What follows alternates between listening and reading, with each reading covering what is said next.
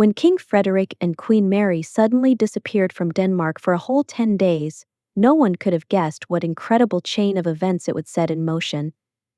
The royal couple, who won the hearts of Danes, with their fairy tale love story that began all the way back in the year 2000 at the Sydney Olympics, had quite the surprise in store for their people this time. But what made them leave the kingdom for so long? And why did their vacation become such a fascinating story? It all started rather normally. King Frederik and Queen Mary decided to take a summer vacation abroad.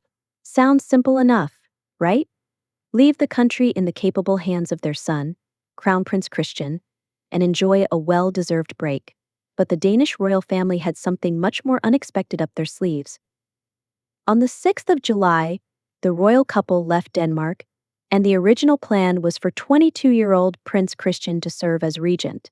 The young prince, who had just completed his military service as a conscript in the Guard Hussar Regiment in Slagelse, seemed ready to take on this important role. But then, everything changed. It turns out Prince Christian also decided to travel abroad, creating an unprecedented situation. Imagine this, both the king and the crown prince out of the country at the same time. That's when special royal protocols kicked in and suddenly, Queen Margrethe was back in the spotlight. The 85-year-old former monarch, who ruled Denmark for 52 years, and became the longest reigning sovereign in the country's history after King Christian II, suddenly found herself back at the helm of the state.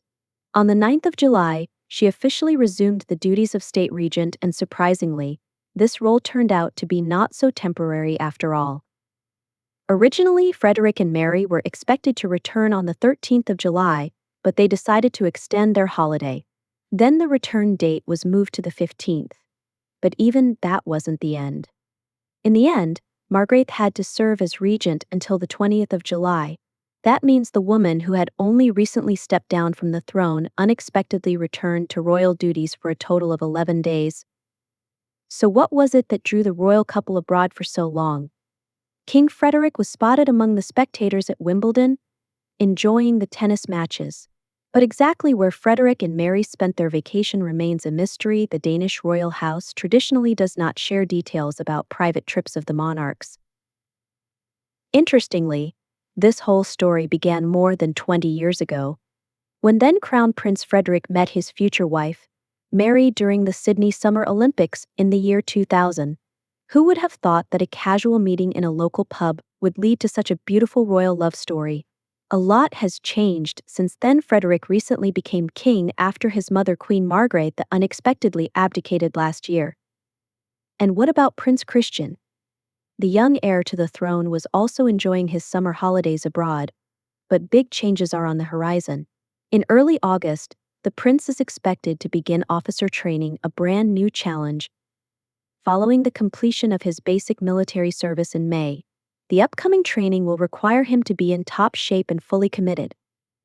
Starting tomorrow, on the 16th of July, Prince Christian will once again take on the duties of regent until the 20th of July, when his parents are finally expected to return from their extended vacation. This will be the second time this summer that the young prince has performed these important state functions. When Frederik and Mary return to Denmark, their summer might not be over just yet. If the royal couple continues to follow their private traditions, they may head to Skagen, the northern town in Denmark, where celebrities often gather at this time of year, and where the royal family is frequently seen relaxing with friends in a more informal setting. Most of the year, King Frederik and Queen Mary reside in northern Zealand. For many years, the royal family and their 4 children used Fredensborg Castle for both vacations and everyday life. However, they don't live in the castle itself, but rather in the Chancellery House, an elegant building they moved into back in 2004 after their wedding.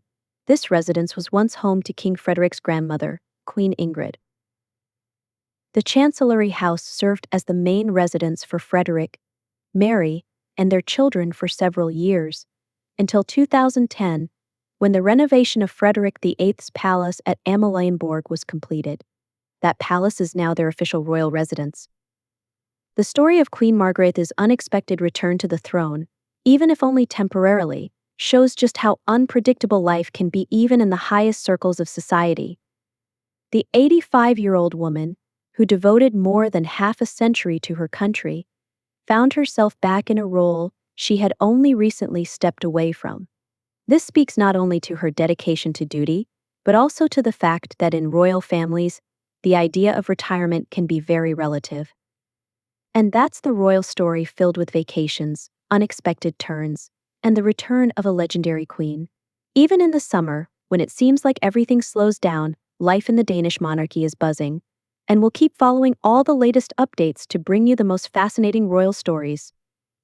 Thank you for being with us. Don't forget to subscribe so you don't miss out on more royal secrets, and we'll see you very soon.